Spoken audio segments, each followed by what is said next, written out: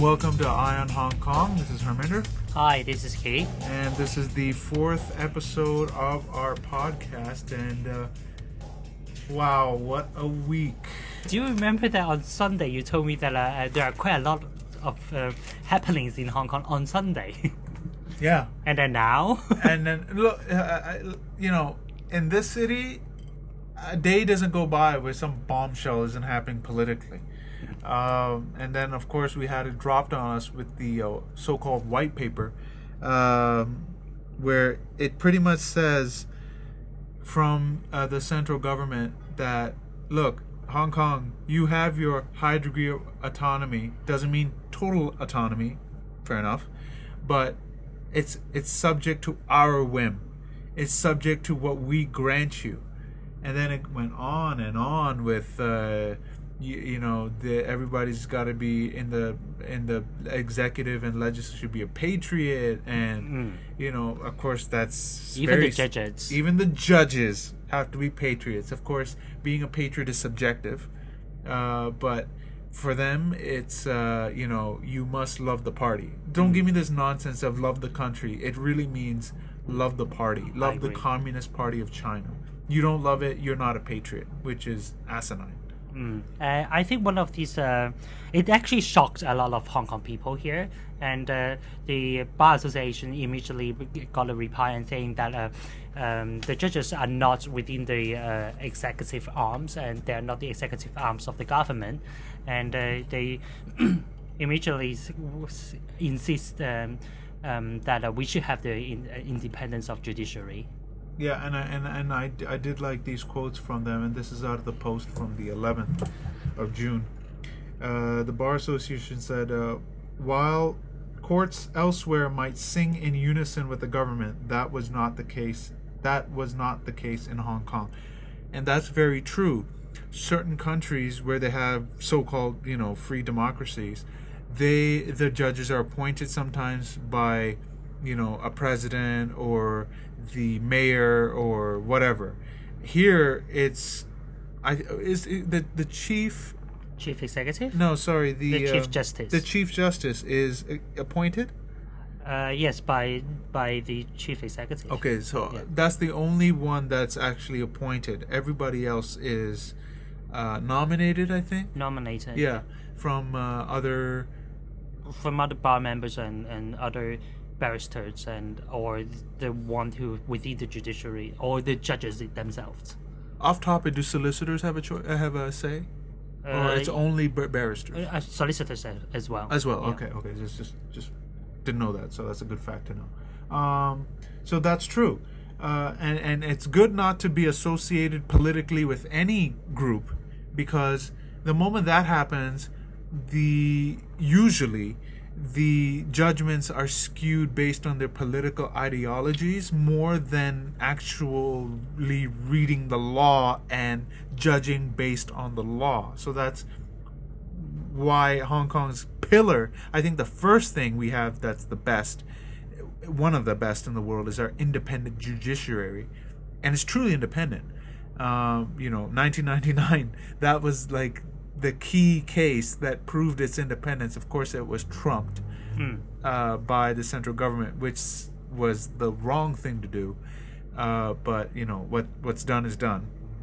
Let's hope we don't have a repeat. And the only time we did have a repeat is where they were supposed to interpret the basic law, like international affairs, where I think the government of Congo was sued, and of course this is where they were supposed to interpret. Under the basic law, the central government can interfere whenever there is any foreign matters or some military matters. That is accepted.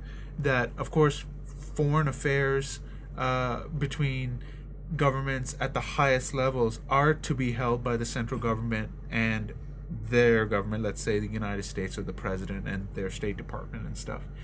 Where we are more commercial reasons is why we would probably deal with governments of other countries directly, not so much of on like having, we won't sign like a military deal or anything like that. We don't have that power, and that's accepted. And here's the other quote from the Bar Association. Any erroneous public categorizations of judges and judicial officers are administrators or official exhortation from them to carry out any political mission or task would send out the wrong message to Hong Kongers and the international community. Exactly. The judges and the judicial officers are not administrators. They're not part of the government. I mean, they're not appointed by the executive, you know what I mean, except the Chief Justice. Other than that, they rule based on the law, not on political beliefs, ideology, or party lines. But in the white paper, they says they have to love the country. And what does that mean? Again, that's subjective. My idea of loving a country is making sure that people have maximum freedoms, people have the right to pursue what they want, have the right to enter and exit the country, freedom of travel, all that stuff. Where for again the PRC government, it is all about loving the party. You don't love the party, you don't love the country, which is ass backwards. But we have to say that Bar Association this time, in their paper, they're quite cheeky. They quote Rimsky-Yun. At that time, in year 2008, Rimsky-Yun is a Secretary of Justice, and he actually quite pro Peking nowadays. But at that time, in year 2008, he said that the judiciary in Hong Kong has always been, and under the Basic Law, it shall remain separate and independent from the executive and the legislature. But nowadays, he make a statement trying to clarify that, saying that the Bar Association misinterpreted what he said. He even says people need not be overly sensitive. Let me start again. People need not be overly sensitive or read too much into certain wordings. I hope people will read the entire white paper in a positive attitude and not from the view of a conspiracy theory. Funny. Is that what he says when he goes to in front of a judge? Yeah, don't have to go read the words and just be positive. Yeah, judge. Oh, come! Don't read too much into what it says. Yeah, you know, just in the spirit of it. You know, it's quite positive. So that's how you should rule. But he's a senior counsel. He must be very good in court. Will you hire him if you need to defend a case? I'd rather do it myself. I mean, with this kind of crap coming out of his mouth. I mean, see, this is what annoys me about certain political figures, is that once they're appointed to a certain position, they sing a different tune. They are totally suddenly, what I said then is different from now, and what I say now is going to be different from next year, and that's politicians and lawyers. I will hire Rimsky-Yun. He's a very, very good lawyer, because whenever you have to defend a case, you have to put yourself into the shoes of your client. And he totally put the big shoes of China, wearing it, walking around in the city now. So he will be a very good lawyer. If I was suing somebody, I would beg that the defendant had him as his lawyer. I mean, give me a break. So this week I will give the shame on you tag on him. All right. Well, there you go. Rimsky-Yun, you have just received the shame on you award. So congratulations. You're the second winner of that. And but then again, what this white paper is, why are people so shocked? Because I think that even though actually in the past 15 years the communists, they have done everything that they have written in the white paper, but they never make it so obvious. They didn't say it out loud, and they still try to keep it doing it like in secret. But now they're doing it so obvious. They even put these neon lights on the building on the harbor, with it say that PLA, the People's Liberation Army, is here. Does it say "is here"? No, they just say these People's Liberation Army. Okay, so it just says that in these gigantic Chinese characters. Right, with half-broken lights.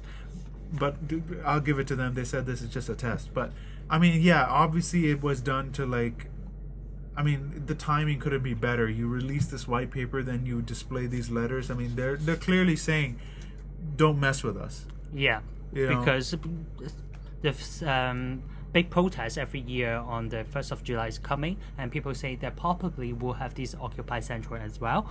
And it's I would say that actually they put these neon lights on because of that.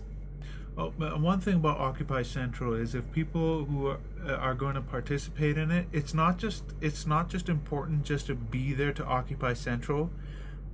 There's got to be at least, you know, a 1 to 10 ratio for every 10 person. There should be one person with a camera recording everything. I mean, there's got to be hundreds of different angles covered because that's a very volatile situation. You don't know who's who exactly because there's so many different people. And I'm serious, everybody better get their camera phones ready, record every single moment. Also bring cameras that are not in phones because there is now technology to kill camera phones. Thank you, Apple, for allowing that. And bring other sources to record. I mean, if you got an old school camera, bring it just in case. Record everything, whether you agree or not with the movement. It's good to record a major event like that. And and another thing, if you see any people with masks on, tell them to get out. Nobody should be allowed to show up at Occupy Central wearing any type of mask, ski mask, Guy Fawkes mask, doesn't matter. Because under that mask could be an agent provocateur ready just to make the whole thing turn violent. So that I think that's key for Occupy Central to say is that you cannot show up with masks. I don't know I don't know whether they have that kind of rules, but they should. These pro-Peking group silent majority of silent majority. They say that they will take pictures of the participants of the Occupy Central and then they will post it on a homepage. They can. You know why? It's in a public place. Yeah, there's no perception of privacy in a public place. Fine. One more thing about the video recording the behavior of the protester and the police. If the police came to say that we want to confiscate your video or your camera, they don't have the right. Yeah. They just It is not a crime to record police so long as you're not obstructing their duties.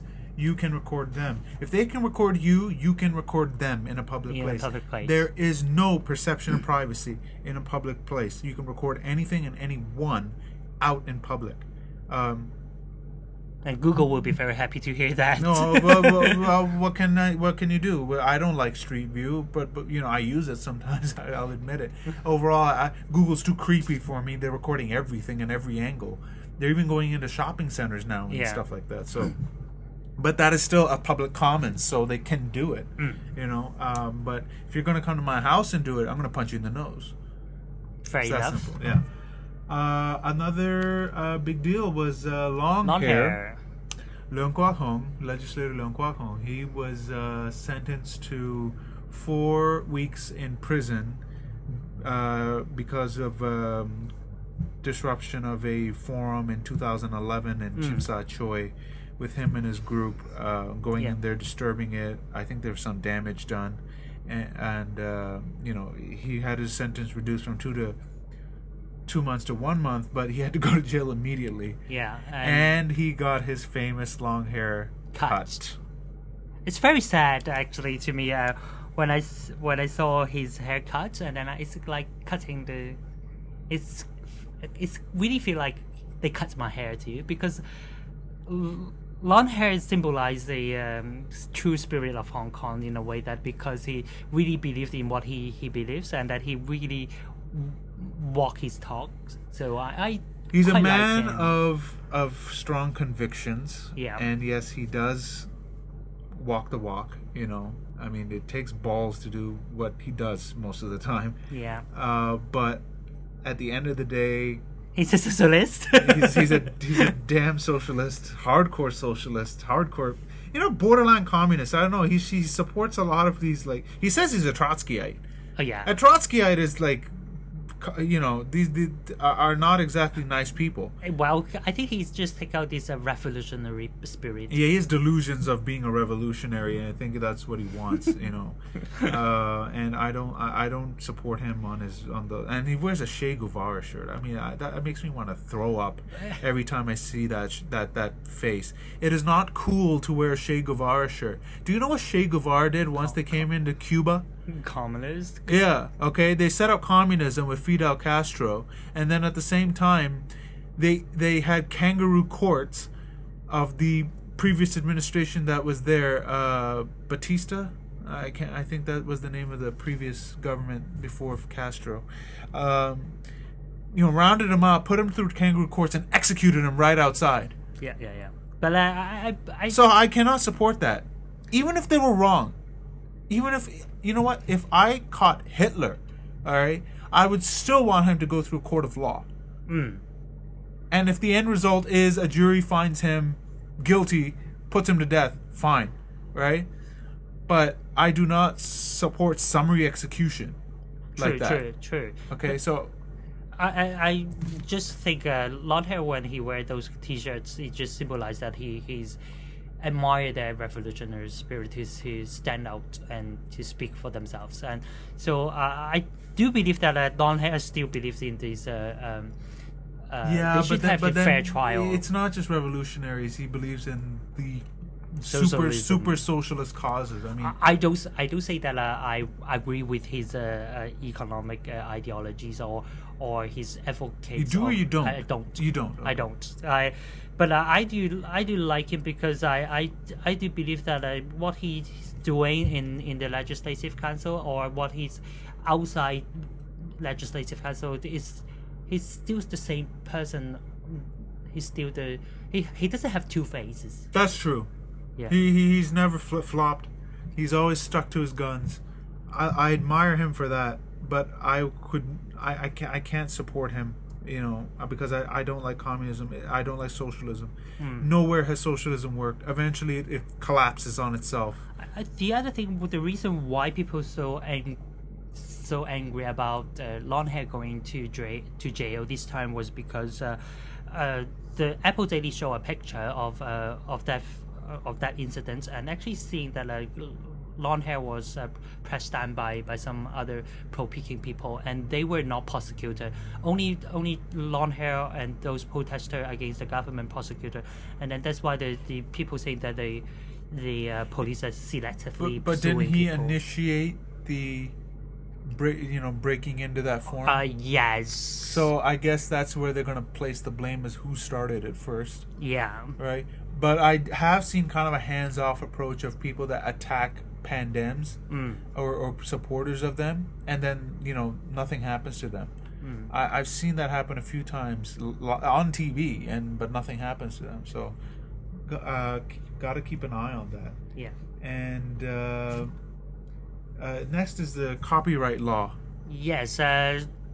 Yesterday, the government certainly released this copyright amendment bill, year 2014. And what's in this bill? In this bill, this time because 2 years ago, the netizens and other concerned groups they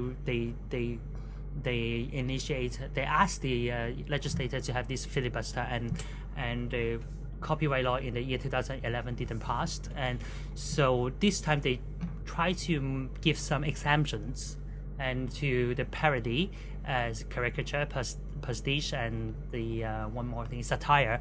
And so that they hope that it will satisfy they hope that it will answer the request by the netizens. But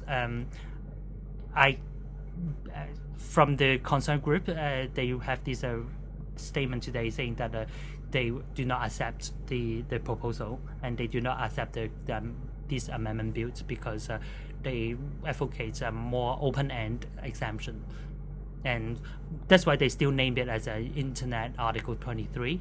And Article 23 is the law to restrict the freedom of the people here.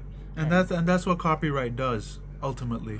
Is that really it's really to, one, make money, obviously, but two, it's to stifle free speech, because eventually, see, This is the problem with a copyright laws, is that eventually you can arbitrarily, like in this bill, does it say that if I feel that it is not a copyright violation, can I go to court and fight it?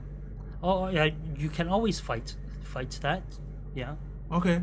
But I did the But at the end of the day, again, copyright law is usually used to stamp out free speech, because thank goodness they're saying no parodies. But look, this is how stupid copyright law is. Look, you know our intro music for this podcast? yeah. I'm using a copyright-free Yeah. tune. I would like to use something else. I would like to use maybe a song or something to start. Maybe that reflects better on the show, but I can't. Copyright violation. Obviously. Now imagine if I could use that song for let's say I would understand you cannot use the song, let's say, for more than 30 seconds, okay? Yeah. If they allowed me to use a certain song for 30 seconds, I mention the name of the song, somebody wants to go hear the full song, they go to YouTube, they listen to it, they like it, they go to iTunes, they buy it, boom. That's one of the that's one of the proposal that the leftists pushed to the government, and they actually suggested the Canadian exemption that is user generated content. Yeah. And basically they say that as long as it's non-profit making and you have this source. Okay, so let's say this podcast right now it's non-profit making, but let's say we start selling stuff to fund it. So we got to make a profit, and I'm using the song. Am I in violation suddenly? Under the current law, yes. There you go. Yeah. See, it's ridiculous. You're using you're losing out on money by yourselves, thinking that we're using copyright law to protect our interests. Look, you have a right to copyright, but it should be limited to a certain time. And I've always said 15 years is a good time for but copyright now to it's expire. like 50. It's 50. So Disney has like 100+ life or something. I mean, it's ridiculous the copyright laws that are a bit out there right now. I think one of the very, very controversial issues in this copyright law is that they have these communication rights, and then they try to extend every means of communications that will be included, or they will go under this copyright law. So. But actually, what the copyright owner they're complaining about is that the streaming on the internet for this live show, because there is no actual copy under this technology. So they say they want to catch that, and that's why they have to have these communication rights. Like a D100 like streaming service, yeah. Spotify. I mean, yeah. That's the thing that they want to catch. That's why they want to have these communication rights. But they extend it to everything, all means. See, and then I don't know what to say, to be honest. I mean, I don't like copyright that goes so hardcore. I mean, eventually creativity needs to like be in the public domain so that it can be enjoyed. It may inspire somebody. It may bring out more stuff, talented stuff, you know. I support people who make music, movies, whatever, get their money, but eventually, you know, there's certain franchises that continue to make money even though their movie or show is very old, like Star Wars, Star Trek, Alien, Terminator. I mean, these are old franchises, but they're still making money. But you know, there's got to be a balance. It cannot be forever copyright either. I mean, look at the music industry. You sign a contract saying we own your music in this world and the universe. How ridiculous is that? Are you talking about one particular music recording company that they have this name on it? I'm not sure which one it is, but there is one that actually has it. I mean, look what they did with Kim.com. Okay, they drove him out of Hong Kong. They froze his assets. Yes, without court order. Was there a court order? That must be a court order to. Because I don't know. It looked like U.S. and Hong Kong customs teamed up and just like went after him without. But he's doing Hong Kong government now. Good, And of course, eventually, you know, he's in New Zealand now. But look, we've lost tons of money. Not everything was copyright on Mega Upload. Of course, there's going to be some copyright. But then, look, people are going to circumvent it one way or another. When they started cracking down on Napster, out came, you know, BitTorrent. Yeah. Okay, you shut down BitTorrent. Now they have like encrypted BitTorrent, where you have no idea where the beginning and end is, and then it goes into other. I mean, you cannot stop the signal, as they say. It's just gonna keep. It'll be a cat and mouse game. You can't stop it. Yeah. You gotta embrace it, like Apple did with iTunes.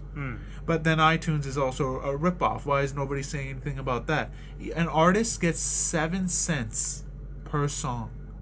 You mean the artist or the licensing body? No, the artist. 99 cents US per song. The artist makes 7 cents. How is that fair? Directly to the Directly to the artist, yeah. They should be getting 50% because they made the goddamn song, right? So obviously they should have the big payday. That's why they go on tour so much, because they make big money off of the tours, not off the albums, not off the downloads. That's ridiculous. And that's why I like Prince in a way, because he says like he doesn't like the record industry, rips on him all the time, but he's a genius artist, right? And he wants more money for himself because he's the one making the songs. I mean, if we're talking about no talent ass clowns like most rappers, that's different. They don't make songs. They just come in and then, like, some admit we don't write the songs. We just come in and rap it and then make the money, right? And spend it on drugs and booze, right? So I'm just saying that the artist should make the most money. There's no uproar on that. It's all about, oh, you're downloading for free. That's stealing. It's actually quite funny that when we talk about the secondary work created by the netizens or other people, and then the singers actually, they support it. The netizen organized this concert, and the singers came to support them. But who is opposite to the licensing body? Of course, it's always going to be like MPAA, RIAA, and I have the ABC. yeah, EMI, all these record companies and licensing bodies are going to oppose it because it cuts into their profits. And I'm sorry, but that's not how you're going to make money at the end of the day. You make money, but you could have made more money by embracing it, finding new ways to distribute your music. Like, look what a genius idea Spotify is. Oh, I love Spotify. I love it too now that I'm like addicted to it. But the thing is that I was also reading how streaming music is actually also killing the music industry, because the economic model is not sound. Okay. It doesn't make enough money for the label, nor does it make enough money for the artist. So it's kind of killing the incentive to make music. But then again, if you like music, you should make it regardless. If that's your passion. If it's just to make money, that's not really being an artist. You have a job. But the argument for these but they got to pay their bills. I understand that. Yeah, they got to pay their bills. So they got to find a better model for streaming music. But it's a great idea. It's a great idea. People are sick of listening to radio where 45 minutes is ads and 15 minutes is music. You know, streaming is great. Find a better economic model for it so that everybody can be happy. Yeah, it's more like a business model thing than copyright. Yeah. That is. But I'm just saying that. Okay, I'll come back again to 360 to my point that copyright kills creativity, and at the end of the day, it can be used to stifle free speech. Even with exemptions, there's always a way to, like, say, well, they sold a T-shirt that had it. Oh, one thing funny about this exemption is a parody and the caricature. It requires that the word has to be funny. And, what if it's not? What if exactly. See, that's the thing. What if I'm making a political statement? Oh, that's under another exemption. There's commenting on current current events. Oh, right. They have another one. But fair use. But the requirement of being funny is ridiculous.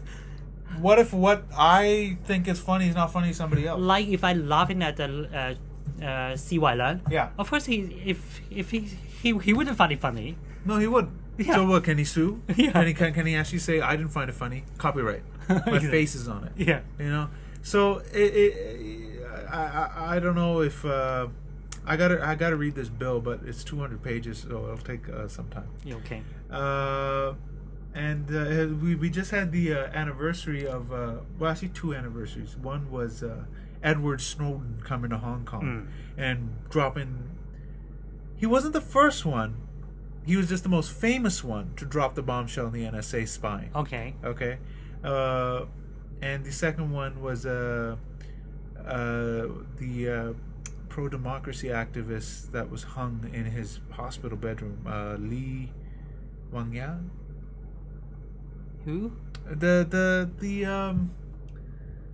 guy who was found hung in his hospital. He was blind. He was a blind activist in China. Oh yeah. Li. Guan. I only know the Cantonese Li Guanxing. Fine, we'll use the Cantonese version, right? And that was also an anniversary that went by. Chen Guanxing. Okay. Yeah. I mean, give me a break. If you think. Oh, Li Wanyan. There you go. I told you I was right. Li Wanyan. Yeah. Yeah. He was found hung in his hospital After having this interview with iCable. Yeah, after having an interview with iCable here, it was the news network here in Hong Kong. But I mean, the guy was pretty much blind. The guy could barely walk because of all the years of torture he went through. Because he was part of the democracy movements in Tiananmen Square in 1989.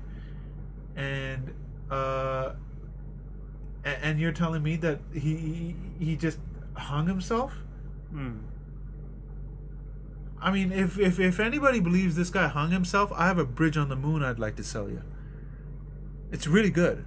Nobody uses it. It's quite famous. Want to buy it? No. Oh, okay. Just saying. If you believe that he hung himself, I got a bridge on the moon I'll sell you. Or I got oceanfront property in Arizona. Yeah. Even though it's a desert. At that time, I was working in the iCable. Yeah. Oh, you were? Okay. Yeah. And it's actually caused a breakdown of that reporter. Started crying?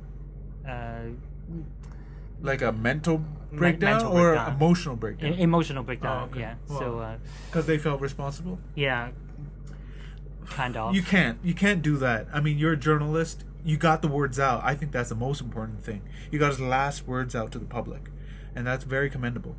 And rest in peace, Mr. Lee. And he won't be forgotten. He has this famous quote.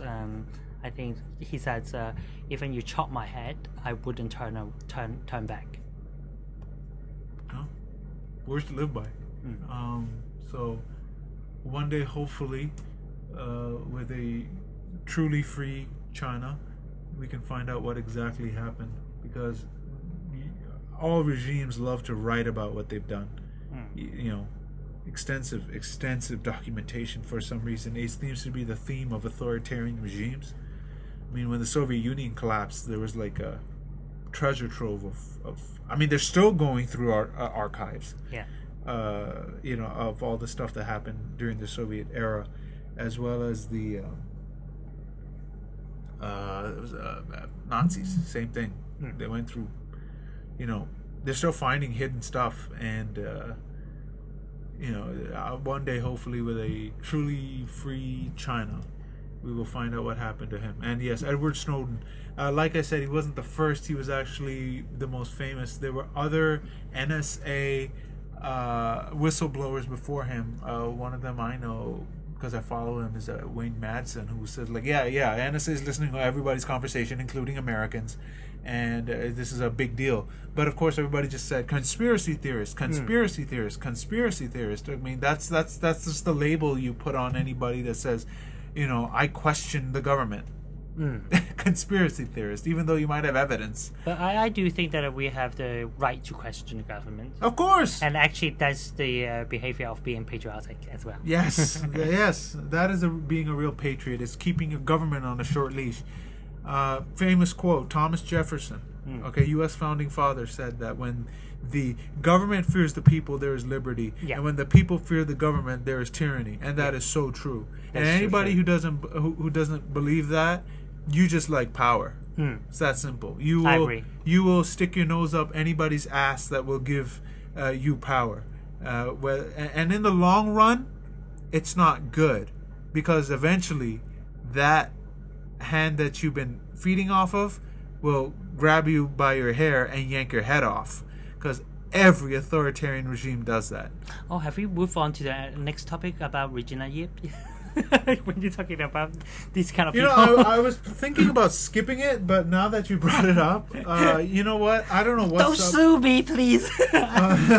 Yeah, she filed a defamation lawsuit against People Power's Erica Yoon. She's the chairwoman, I believe, and Albert Chan, legislator.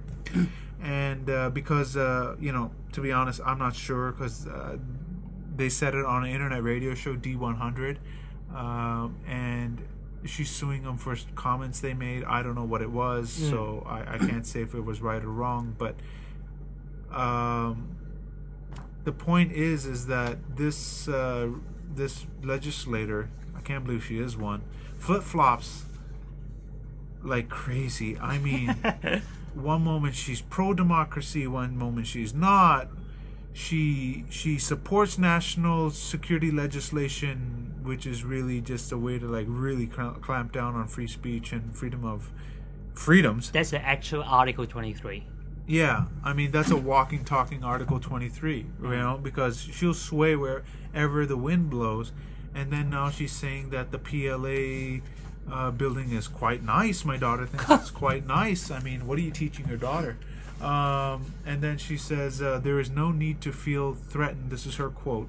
Don't sue me. You said this. According to the South China Morning Post. There is no need to feel threatened. In fact, members of the PLA garrison are much better behaved than their British counterparts. I've seen her do this, where she invokes colonial past a lot. Like, oh, back in the colonial days, it was so bad. I bet if they were still around, you'd be like singing their praises. I have a feeling, because that's what you're doing right now. Don't sue me. But one thing I have to say that don't sue me. And she always stand by the gay people. Okay. At least during the elections, she said out expressly that she would support the gay people. She would support gay marriage. Here. But would she do that if the wind blew the other way, saying that we're ultra conservative, we don't believe in any gay rights, they should be hung by their balls outside LegCo and stuff like that? Don't sue me, but Regina, don't sue me either. I do think that you are very good fat head. You have the fat head quality. I do believe that you should be very good, a good fat head, because you just fabulous. Don't sue me. Fag hag. I mean, that's the. I until today I'd never heard that term before. Why don't you explain what that means? Why? It's a very common term. I've never heard it before. It's usually these beautiful, fabulous ladies. They hang around with the gay people. Then the people will call them fag hag. Fag hags, ladies and gentlemen. That is the word of the that is the word of the day. Fag hag. And it's a compliment. Don't sue me, Regina. Don't sue me. And look. And then I pulled up this article from 2006 from the Asia Times. She said at one point, Hitler was elected through universal suffrage, and he killed 7 million Jews. And now she flip-flopped when she came back from the States. Is it the same article you're reading? And said, the only way forward for Hong Kong is complete democratization. I'm sorry, Miss It. Which one is it? Don't sue me. It's a quote from an article. Yes. But still, don't sue me. It's from the article. You said this, according to the article. So, I don't like politicians like this. Obviously, she is trying to set herself up to run for the chief executive position, and we'll be here to remind voters your track record. Not that that we're targeting you, but if you're going to go for a position of such high power, it is important for voters to know what your work has been, what you've said, and we'll do it for all. We're not just going to pick on Regina Ib. If C.Y. Leung runs again, I'm going to go after him. If Henry Tang, don't sue me. If Henry Tang runs again, I'll go after him. Albert Ho runs again, I'll go after him. I'm an equal opportunity ass kicker politically. okay, in the information war, okay. I will pull up articles and show photos in newspapers, whatever. No conjecture. It's whatever's been quoted. But Don't sue me. One thing about these politicians suing people for defamation, I don't think that they should have the right to do that because they're Yeah, we're not Singapore. we should talk about that We will. later. And they are the public figure. They should be subject to a very strict scrutiny by the people as well. So they shouldn't have the right to sue people for defamation. I agree. And on that note, don't sue me. Yeah, don't sue us. Yeah. Not much going on in China this week that I would find anything to be like bringing up, but I have noticed a trend of riots, bombings, protests, unrest. It's just that you don't hear about it except from if somebody posts it on Weibo, the Chinese version of Twitter, and it might leak out into like the foreign press. But it's constantly happening, and I read a statistic saying that 180,000 of these incidents are happening a year in China, mainland China. Now, they're going to obviously use terrorism as a way to clamp down even more on freedoms in China, whatever is left of freedoms there, in the name of security. That's what authoritarian governments like to do, and then because I think there's a big shock coming economically to China, and they see it happening once because there are too many like unbalances in the Chinese economy when it comes to housing and the shadow banking system and the rich getting richer and the poor getting poorer, just staying where they are. I mean, there's a massive inequality, and that's more to do with interest rates and loaning to banks and big corporations, but not to Main Street. You know what I mean? So I expect something to happen economically over there, and then there will be social unrest, and this is what they're really getting ready for. One more thing about China this week is that after they go after Hong Kong issuing this white paper, they also have a comment talking about Taiwan and saying that the future of Taiwan should be decided by all people in PLC because they think Taiwan is part of PLC. And of course, Taiwan is not very happy and saying that it's none of their fucking business. I think it's time for Taiwan to take a stand. Are you independent, or do you want to go back to China? It's time to end the dance that's going on for the last 65 years. It's time to 66 this year. Yeah. No, next year. 65 was right. 65 years of independent, not independent, China, not China, China, Taipei. Like, enough. It's time to make a stand. Independence, not independence. From my Taiwanese friends, most of them, they actually think that Taiwan is independent, and to me, Taiwan de facto is independent, and it's only political. They have some problem with PLC, and the PLC.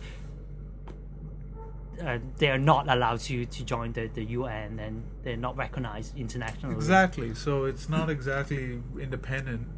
It's in name only, but it's not official. So I think it's time for Taiwan to take a stand and see what happens. I do support you guys, Taiwanese. Yeah, I support either way. I mean, it's the will of the people. They want to be with China, so be it. But if they, unlike Hong Kong, they can have that choice by referendum. Yeah. We never had that. Thank you. Thank you, UK. So we'll go on to world news. Again, not much going on except Al Qaeda is back in Iraq, and they've taken over 2 cities. Obviously, it was the mission accomplished was premature. George W. Bush, you moron, and Obama pulled out all the active duty troops from Iraq, but left lots of mercenaries. Lots and lots of mercenaries. So let's not forget that. It's not a total pullout. And now Iraq is saying, please come back and deal with this. And then at the same time, the United States and NATO is funding Al-Qaeda in Libya and Syria, I mean, what? This is totally order out of chaos. They're funding them. Come on, man. Come on, Where man. have you been? It's totally public now that the NATO is funding Al Qaeda to overthrow governments like Gaddafi and Assad. Again, Well, Gaddafi was a dictator. sucked. Don't get me wrong, but he was actually building up his country in Africa, and he made a deal with the West, giving up his weapons of mass destruction in exchange for foreign investment, and they betrayed him. After 8 years, they betrayed him. You know, he gave up all of his weapons. And they saw the opportunity, sicked Al Qaeda on him. He's saying Al Qaeda's in my country at the time. I remember him on TV, and people were like, "Yeah, conspiracy theory," but it's true. It was Al Qaeda. And then the Benghazi attack happened. That was totally Al Qaeda. There was a stand down, and that was actually a weapons exchange between Al Qaeda and the U.S. government. The guy who was at the consulate didn't agree with it. They had to get rid of the witnesses. You know, it's a whole cluster muck that happened. But obviously there was a stand. And then in Syria, totally Al Qaeda in there, beheading Christians, raping nuns, burning down churches, killing minority Muslims, any Muslims that are not up for their agenda. They're cutting open soldiers' hearts, bodies, and eating their hearts on YouTube. And I remember that. Yeah, I saw that. This too. is what's being funded, okay? And let's not forget that where did Al Qaeda come from? It came from Zbigniew Brzezinski, former State Department head, Secretary of State for President Carter, and they were known as the Mujahideen at the time in the Soviet-occupied Afghanistan.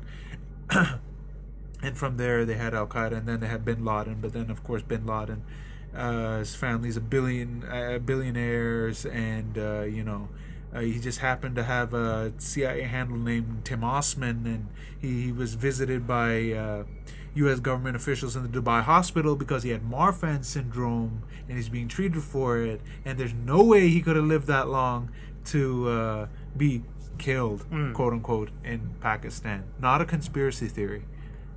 Plenty of evidence to back up all this stuff. Just you have to look for it, or eventually I will probably try to put up more and more articles on this on our Facebook page. But point is that they're creating all this chaos in the Middle East to control the chaos kind of thing, order of chaos, as they say.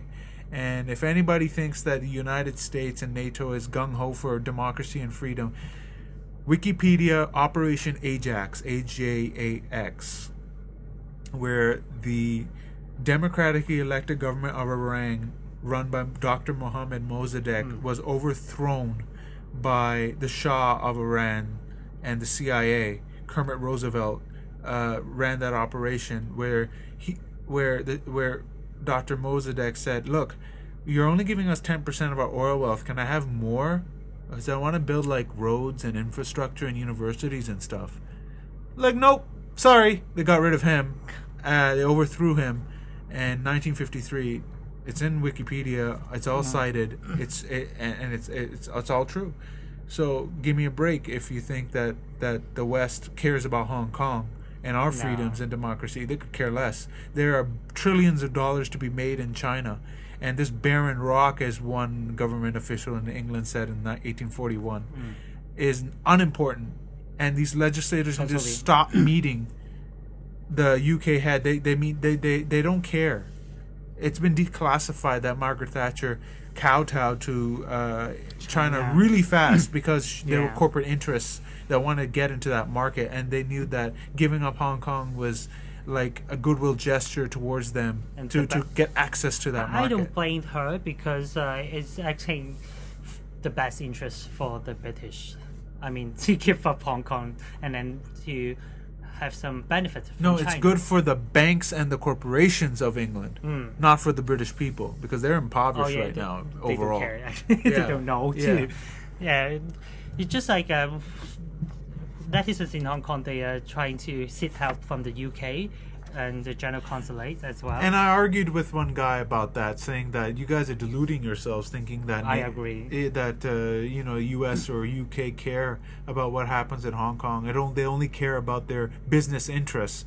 Even the Consul General said, "Look, our business interests are a little worried about what's going on."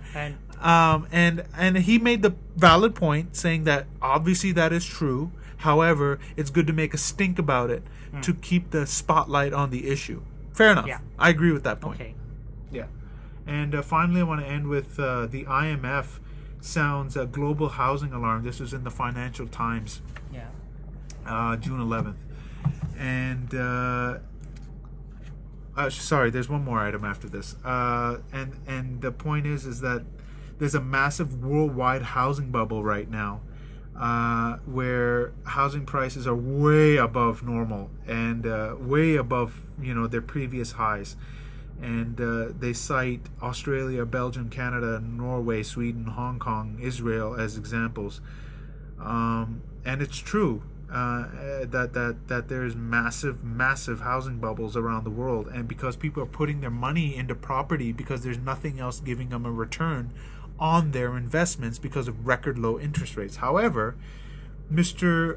Zhu of the IMF, Min Zhu, he's the deputy managing director, said, even though the tools for controlling house prices were new, countries must start using them immediately. He pointed to options including limits on mortgage lending relative to house values and incomes, higher capital requirements for banks making risky loans, and stamp duties to damp foreign demand for investment properties.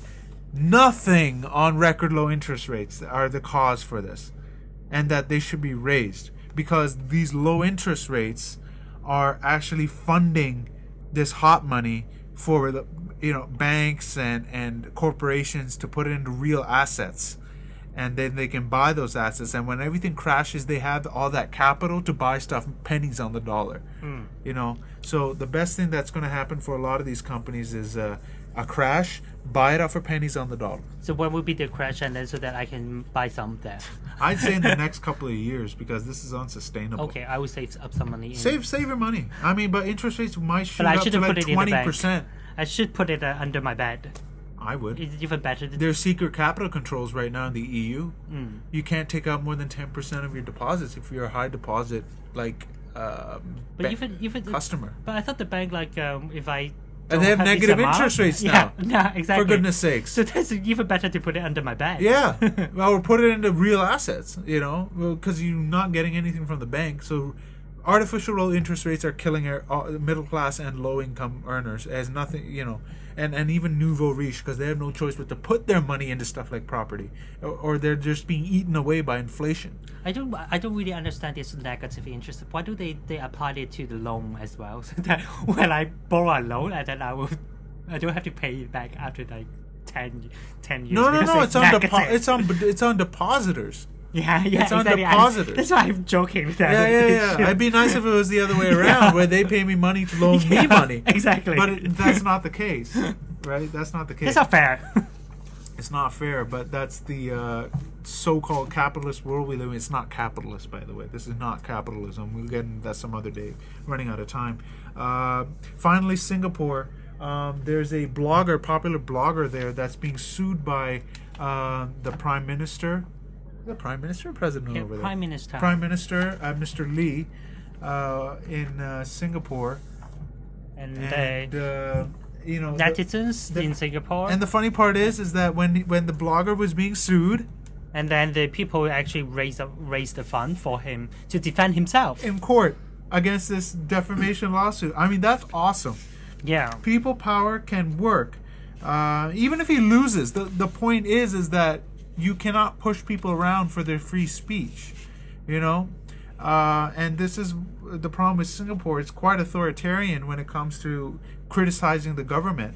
They'll just slap you with economically crippling defamation lawsuits. So the good news is that the people are fighting back. People are sick of the PAP party that rules over there, and I expect big changes in future elections. I believe so too. which will be great for the country, and hopefully laws will be changed to allow for more freedoms And there. CY Leung, our chief executive, always talk about Singapore, always saying that we should learn from Singapore. And he actually issued a letter by a law firm, written by a law firm to say that he will sue the press in Hong Kong for defamation, and then immediately the Civic Party, the barrister in Civic Party, say that you don't have the right to sue that because you are a government officials and you cannot sue for defamation in Hong Kong. Well, that's good news. Who is it? Dennis Kwok? Dennis Kwok and Alan Lam. Alan Lam. Okay, Yeah. good. Yeah, because look, you're public officials. You should be open to criticism. You know, only thing is, I can understand if it's outright ridiculous, like, you know, C.Y. Leung is roasting children on the Ledgeco lawn. You know, I mean, yeah, I can understand if he wants to sue somebody for that because that's asinine, right? But, you know, if somebody says, I have a source that says that C.Y. Leung, like that radio host that got fired, Lee Wai Ling. Yeah. Man, guys. But she said... Hard to pronounce these names sometimes. But she said a source told me that I got fired because he doesn't like me. Well, I don't know if that's true or not. It's your source. But she should be protected. Because she can't give up that source, obviously. Right? But, you know, is that grounds for defamation? If it's a justification, then, or is it a fair comment, then it's a defense for her to say that. Yeah, it's too shady. That's why it should just be a free-for-all. Yeah, so we know the defense. So Regina, you don't sue us. Oh, don't sue us. And that's it for today. And yeah, so you know, we'll go. We recorded this podcast a little early this week because we had prior commitments, both of us, and Yeah. I'm sure more stuff will happen the next 2 days that we wish we were recording the podcast on our normal Saturday. But you know, it is what it is, and we'll be back at the same normal, you know, schedule next week. And some good news: this show and all previous shows will be uploaded onto YouTube. Oh, Yeah, it'll be uploaded onto YouTube, so it'll be even easier for people to access the show. And the link will be posted on the Eye on Hong Kong Facebook page. So on Facebook, it's facebook.com/I on HK Pod, or you can find just a search Eye on Hong Kong podcast. And yeah, that's it for this week. And you know, people shouldn't be so afraid about this white paper either. I mean, what do you expect? This is how it's been. it's good that they released it because more people will come on the 1st of July, and True. they have something to burn. True. They have something to burn. Yeah. Burn it in the winter when it matters, when we need some warmth. No, I'm just saying that at least we know where they stand. Yeah. That's the good news. At least we know where they stand, and we can, when we have issues and think, how will Beijing think about it? Well, at least we know now. Oh, for the this week, the coming week, there are more protests. If you'd like to join, then tomorrow there will be a protest in the government headquarters for this northwest. Tomorrow is Friday. June the 13th. Yeah. Oh, and then on Saturday there will be a discussion forum on the freedom of internet, and on Sunday there will be a pink dot for the gay rights. It's actually a pink dot started from Singapore and to promote equality of love. Do I have to wear pink? Yeah. I have to wear pink? If you come, you have to. What if I show up in blue? Will I get beaten up? It doesn't really fit in. That would be. What if I wear black? What if I'm but like your the black face is sheep? pink. So My face is pink. Yeah, now it's pink. You get sunburnt, and then it would be pink. Oh, okay, yeah, I might get sunburned. I mean, it's that hot these days. Okay, well, that's it for this week. And like Key said, show up for those protests if you want. And I'm sure the information is all available online. Yeah. Just do a quick search. And that's it. Until next week, this is Harminder saying bye-bye And bye. from Key.